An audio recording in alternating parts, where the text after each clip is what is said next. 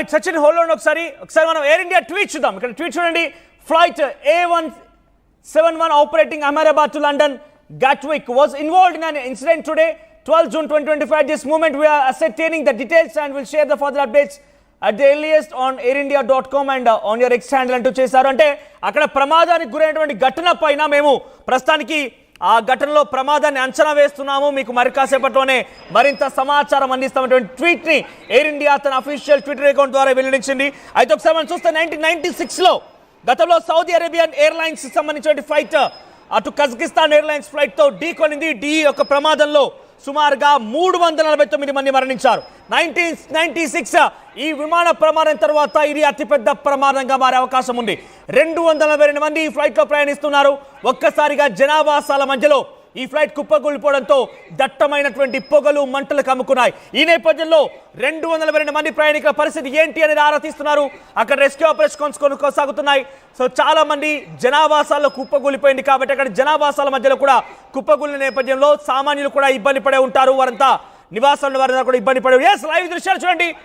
Yes biggest first photograph RTV screen పై exclusive గా మీరు చూస్తున్నారు. ఆ దృశ్యాలని, ఆ క్రాషింగ్ సంబంధించిన దృశ్యాలని, ఎయిర్ ఇండియా విమానానికి సంబంధించిన క్రాషింగ్ దృశ్యాలు ఇవే. సో ఆ కుప్పకూలిపోయిన చిత్రాలు మీరు ఆర్టీవీ స్క్రీన్ పైన చూడొచ్చు. పూర్తిగా కుప్పకూలిపోయిన తర్వాత 2 భాగాలుగా అయిపోయినాయి. చిత్రాలు మాత్రం మిగిలి ఉన్నాయి. ఏ మాత్రం ఇక్కడ మలుసుల ఆనవాళ్ళు కనిపించలేదు. ఒక చెట్టును ఢీకొని ఈ ప్రమాదం జరిగింది. సో అక్కడ చిత్రాలు పూర్తిగా కూడా మంటల్లో పూర్తిగా కాలి బూడిదైపోయాయి. అక్కడ మనుషులు ఆనవాళ్ళు లేవు. పూర్తిగా ఆ ఫ్లైట్ 2 ముక్కలుగా విరిగిపోయి కనబడుతోంది. సుమారుగా ఎస్ మనకంత ఇన్ఫర్మేషన్ ప్రకారంగా 18 ముక్కలు అయిపోయింది. 1 కాదు 2 కాదు, ఇవన్నీ కూడా విడివిడి భాగాలుగా ముక్కలు అయిపోయింది ఫ్లైట్ అంతా కూడా. సో మరి అక్కడ లోపల మన పరిస్థితి అర్థం చేసుకోండి. ఫ్లైట్ దృశ్యాలే, ఫ్లైట్కి సంబంధించిన ఎక్స్క్లూజివ్ దృశ్యాలే వెరీ ఫస్ట్ ఆర్టీవీ మీకు ఆ ఫోటోని చూపించే ప్రయత్నం చేస్తున్నాను. సో ఆ ఫోటోలో చూడండి, అక్కడ ఫ్లైట్కి సంబంధించిన ఆనవాళ్ళు ఏమీ లేవు. పూర్తిగా ముక్కలు అయిపోయింది, తునకలు అయిపోయింది. చూడండి, అదొక బిల్డింగ్ లోపలికి చొరబడిపోయింది, బిల్డింగ్ లోపలికి చొచ్చుకెళ్ళిపోయింది. ఆ ఫోటో చూడండి, బిల్డింగ్ లోపలికి చొచ్చుకెళ్ళింది ఆ ఫ్లైట్ మొత్తం కూడా. ఎయిర్ ఇండియా ఫ్లైట్ లండన్ వైపుగా వెళ్లాల్సిన ఫ్లైట్ టేక్ ఆఫ్ అయినటువంటి క్షణాల్లోనే ఒక జనావాసాల మధ్యలో చెట్టును ఢీకొని కుప్పకూలిపోయింది, ఒక బిల్డింగ్ లోకి చొచ్చుకు వెళ్ళింది. ఇక్కడ ఫ్లైట్ లో ఉన్న వాళ్ళ సంగతి ఎలా ఉంటుందనేది కొంత ఆందోళనకరంగా ఉంది. అటువైపుగా ఆ కుప్పకూలినటువంటి ప్రాంతం కూడా ఒక నివాసాల ప్రాంతం కాబట్టి అక్కడి వాళ్ళు కూడా హట్ అయ్యారని మాత్రం తెలుస్తోంది. అతిపెద్ద విమాన ప్రమాదంగా మారే అవకాశం ఉంది. 1996 విమాన ప్రమాదం తర్వాత అతిపెద్ద ప్రమాదంగా దీన్ని అభివర్ణిస్తున్నారు. సో ఏం చూడాల్సిన అవసరం ఉంది, ఎంతమంది మరణాలు సంభవిస్తాయి, ఎంత పెద్ద మొత్తంలో మరణం ఉంటుందని తెలుసుకుంటేనే కొంత ఆందోళనకరంగా భయాందోళనగా ఉంది. ఎస్ దీనికి సంబంధించి మరిన్ని అప్డేట్స్ తో మాజీ వింగ్ కమాండర్ శ్యామ్ ప్రసాద్ గారు సిద్ధంగా ఉన్నారు. S Shyam Prasad, so present ఏంటి, ఎలా చూడాలి దీన్ని? శ్యామ్ ప్రసాద్ గారు, ఈ ప్రమాదాన్ని తాలూకా ఎలా అంచనా వేయాలి? అంటే సుమారుగా ముక్కలు అయిపోయింది, తునకలు అయిపోయింది ఆ ఫ్లైట్ మొత్తం కూడా. సో 242 మంది ప్రయాణికులు అందులో ఉన్నారు. వారి పరిస్థితి ఎలా ఉందని భావించాలి? ఈ విజువల్స్ మీరు చూస్తుంటే ఏమనిపిస్తోంది? చిక్కుకున్న వాళ్ళకి, ఆ విమానంలో ఉన్న వాళ్ళకి, కింద ప్రదేశంలో ఆ ఇళ్ల దగ్గర ఉన్న వాళ్ళకి నా సానుభూతి, సంవేదన ప్రకటిస్తున్నానండి. ముందుగా వాళ్ళందరూ వీలైనంత మంది క్షేమంగా ప్రాణాలతో ఉండాలని కోరుకుంటున్నాను. నంబర్ 1. నంబర్ 2 ఏంటంటే, ఇటువంటి ప్రమాదాలు 3 రకాలుగా జరుగుతాయి సార్. ఒకటి బర్డ్ హిట్ వల్ల, పక్షి ఢీకొనడం, దీన్ని ఫ్లైట్ సేఫ్టీ ఇష్యూ అంటారు. రెండవది ఇంజిన్ ఫెయిల్యూర్, దీన్ని టెక్నికల్ డిఫెక్ట్ అంటారు. మూడవది పైలట్ ఎర్రర్, అంటే హ్యూమన్ ఎర్రర్ అంటారు. ఈ 3 కూడా HD అనేది, TD అనేది, FS అనేది, ఫ్లైట్ సేఫ్టీ అనేది, ఈ 3 కూడా డీటెయిల్డ్ ఎంక్వైరీ తర్వాత తెలియాల్సిన విషయాలు. ఇప్పుడు వెంటనే ఏం చేస్తారంటే, రెస్క్యూ అండ్ రీహాబిలిటేషన్ మీద అన్ని మొత్తం, మీరు అన్నారు కదా మంత్రి గారు అక్కడికి వెళ్తున్నారని, తర్వాత అక్కడ వాళ్ళు అంబులెన్సెస్, ఫైర్ సర్వీసెస్ ఉన్నాయని, వాళ్ళందరూ కూడా ఏం చేస్తారంటే వచ్చే 24 గంటల లోపల ఎంత వీలైనంత మందిని కాపాడడం, వీలైనంత వరకు ఆస్తి నష్టాన్ని కాపాడడానికే ప్రయత్నిస్తారు. రైట్ శ్యామ్ ప్రసాద్ గారు, ఎస్ మరొక మన విజువల్స్ చూస్తున్నాం ఎక్కడి నుంచి, అహ్మదాబాద్ నుంచి లండన్. ఎస్ ఆ విజువల్స్ చూడండి, live visuals. Yes flight move అవుతోంది, టేక్ ఆఫ్ అయింది. ఒక్కసారిగా అక్కడ ఆ ల్యాండ్ అవుతున్న ఎక్స్క్లూజివ్ దృశ్యాలు మీరు చూస్తున్నారు. ఎస్ చూడండి, ఆ నివాసాలపై పడిపోతుంది, ఒక చెట్టుని ఢీకొట్టి ఆ బిల్డింగ్ లోపలికి చొచ్చుకు వెళ్ళింది. ఎస్ మంటలు వ్యాపించాయి. ఒక్కసారిగా పడిపోగానే దట్టమైన మంటలతో ఆ మేఘాని ప్రాంతం మొత్తం కూడా అల్లాడిపోయింది. ఆ ఫ్లైట్ ఒక్కసారిగా టేక్ ఆఫ్ అయినటువంటి సిచ్యువేషన్ నుంచి పూర్తిగా నేల కతికిపోయింది, పూర్తిగా నేల కొరిగింది. మరి దీనికి ప్రమాదం గల కారణం తెలియాల్సి ఉంది. కానీ చూడండి, ఆ ఫ్లైట్ దృశ్యాలను చూస్తుంటేనే కళ్ళు చెదిరిపోతున్నాయి, రోమాలు నిక్కపొడుస్తున్నాయి, భయాన్ని పట్టుకున్న పరిస్థితి కనబడుతుంది. ఎందుకంటే అక్కడ విజువల్స్ గమనిస్తూ ఉండండి. ఆ విజువల్స్ లో ఫ్లైట్ అలా ఆ ఇంటిపైకి చెట్టుపైకి తొచ్చుకువచ్చింది. ఎస్, అక్కడ ఫ్లైట్ చూడండి, మళ్ళీ మీకు చూపిస్తున్నాను ఎక్స్క్లూజివ్ దృశ్యాలని. వెరీ ఫస్ట్ ఆన్ RTV మీరు చూస్తున్నారు. ఫ్లైట్ స్టార్ట్ అయింది. ఫ్లైట్ స్టార్ట్ అయిన కొన్ని నిమిషాల్లోనే, కొన్ని క్షణాల్లోనే అలా కుప్ప కూలిపోయింది, అలా నేల కొరిగింది, చెట్టుని ఢీ కొట్టింది, ఒక నివాసంలోకి చొచ్చుకు వెళ్ళింది.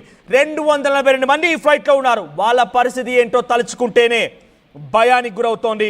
సో ప్రస్తుతానికి అక్కడ జరిగిన సంఘటనకు సంబంధించి వెరీ ఫస్ట్ RTV మీరు విజువల్స్ చూడండి.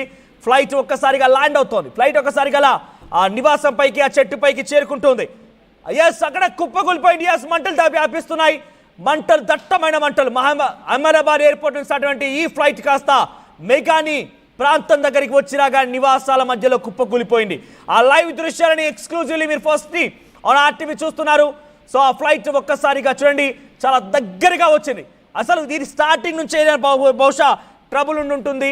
ఆ ట్రబుల్ని, ఆ టెక్నికల్ సమస్యని గుర్తించలేకపోయి ఉంటారు. లేదంటే కొన్ని క్షణాల్లోనే నివాస ప్రాంతాల్లో వచ్చిన తర్వాత ఈ ఘటన జరిగిందంటే ఎంత ఎంత దారుణం అర్థం చేసుకోండి. సో ప్రస్తుతానికి ఈ దృశ్యాలు మీరు ఫస్ట్ ఆన్ RTV స్క్రీన్ పై చూస్తున్నారు.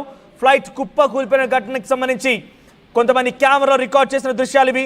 సో అక్కడికి ఫైర్ ఇంజన్ చేరుకుంది. ఆ ఫైర్ ఇంజన్లో మంటలార్పే ప్రయత్నం చేస్తున్నాయి.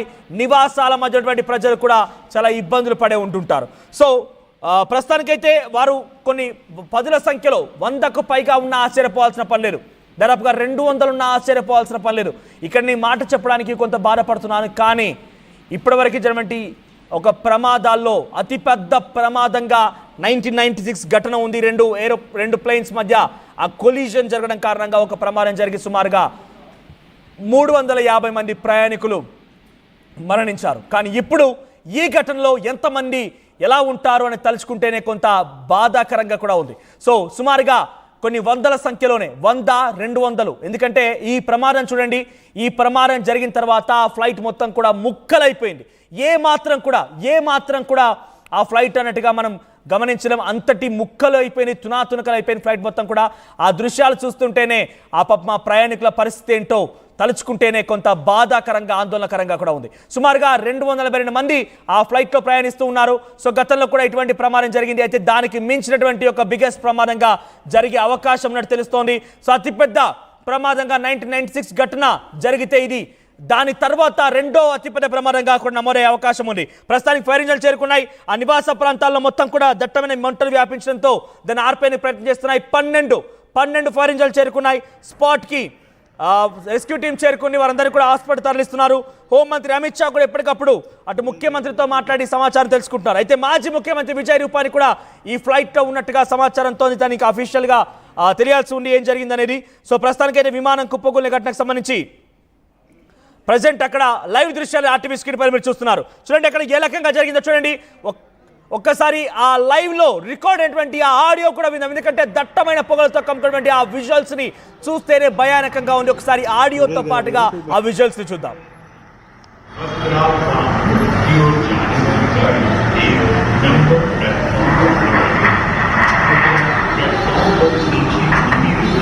पूरे ही गए होंगे कोई बात